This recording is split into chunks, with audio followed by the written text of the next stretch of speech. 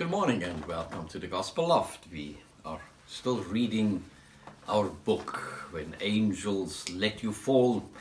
We're coming to the 11th reading and we are going to read from chapter 17.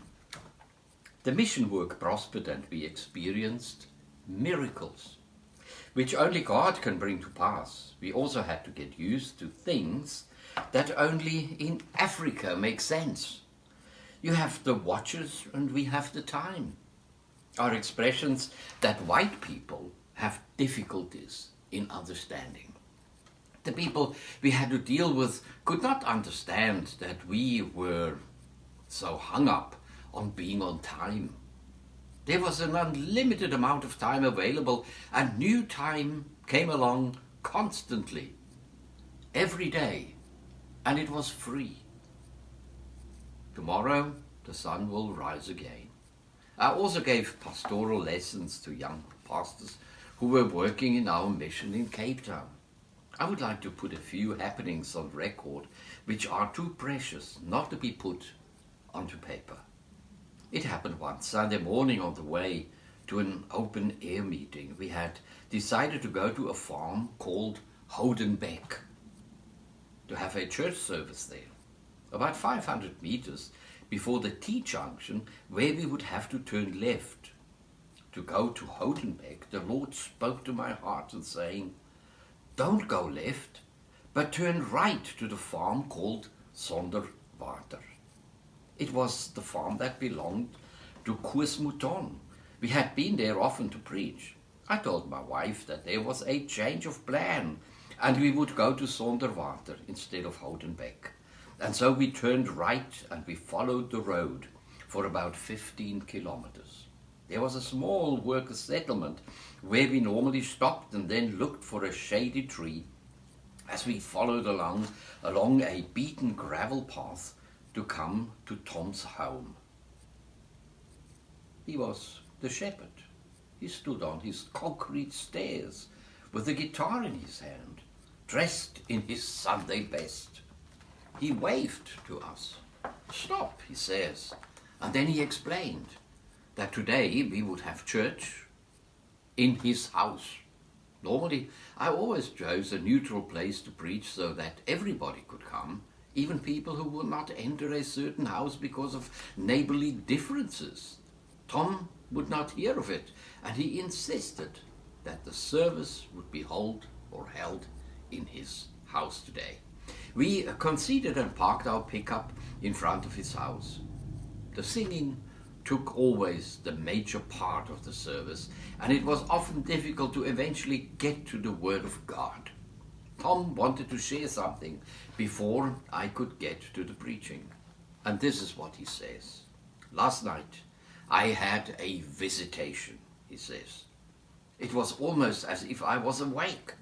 Then I saw this figure standing at the foot of my bed, and he said to me, 'Tomorrow you will have a church service in your house, and the man of God is on his way to you. Make yourself ready.'" The next morning, Tom went to his boss, Koos Mouton, and informed him that he could not take out the sheep in the morning as he had a church service in his house. Koos was somehow taken aback, but said that it would be okay. Then he went home, washed and dressed, then stood on the steps with his guitar in hand, waiting for us to arrive. And then Emma Wildscott wanted to say something. Also that the Lord revealed to her in a dream. And this is the dream. In my dream I was walking down from the farm Kleinveld to Sonderwater.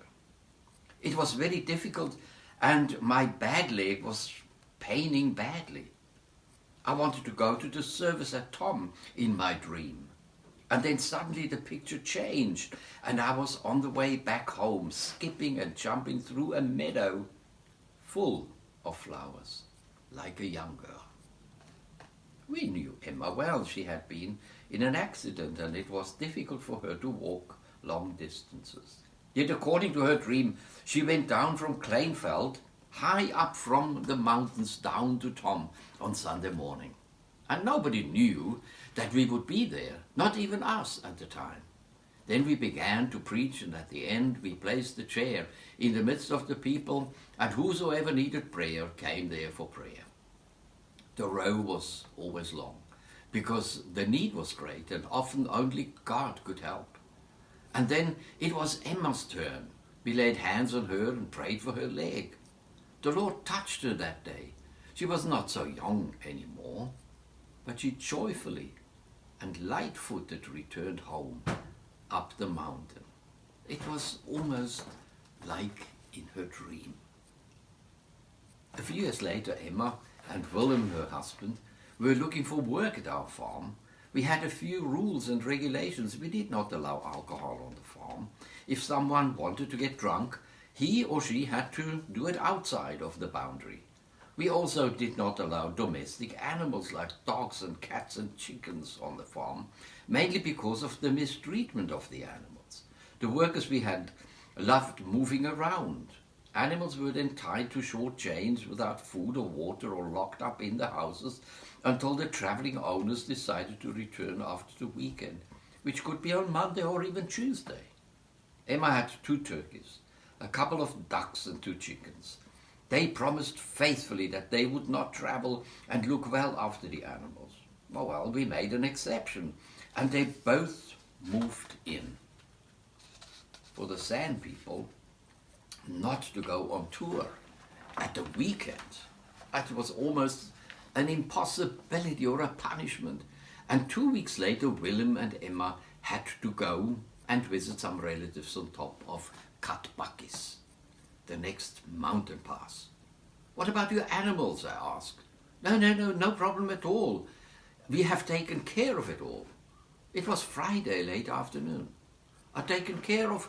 How did you do this? I asked. Oh, well, we slaughtered the animals this afternoon, cooked them, and most of them are eaten already. The rest we take along and eat on the way. 2 turkeys, a couple of ducks, 2 chickens, eaten in one afternoon by 2 people? This is unbelievable. Well, this was only half of the story. On Sunday afternoon, they returned. In their bag, they carried a clean bone of a cow's hip. On Saturday, a cow had eaten plastic and suffered terrible colics. The animal had to be slaughtered, and the meat was divided among 4 couples. Emma and Willem received the hind quarter and duly ate the whole lot until Sunday midday. Emma's own hind, or behind, had grown enormously and stood out that one could put a tea set on it.